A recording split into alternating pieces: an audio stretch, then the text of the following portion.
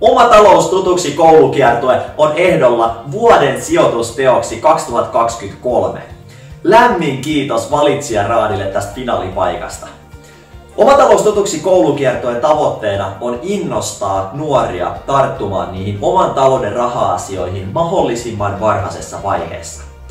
Koulukiertueen aikana me ollaan innostettu jo yli 4000 yläkouluikäistä oman talouden äärelle ja sitä kautta luomaan parempaa tulevaisuutta meidän nuorisolle. Suuri kiitos koulukiertueen toteutumisesta kuuluu kouluille ja yhteistyökumppaneina toimiville rahavointikummeille. Ilman koulujen ennakkoluulotonta suhtautumista ja asennetta rahapuheen lisäämiseksi ja toisaalta rahavointikummien tukea yksikään kouluvierailu ei olisi mahdollinen.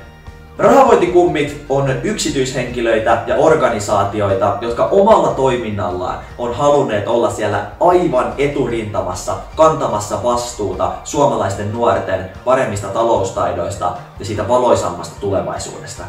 He on omalla toiminnalla näyttäneet sen, mihin he uskoo. He on omalla toiminnalla näyttäneet sen, mitä he pitää tärkeänä.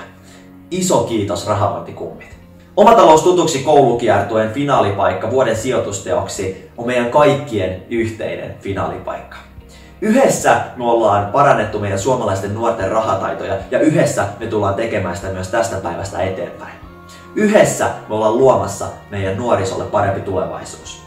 Yhdessä me tätä tehdään.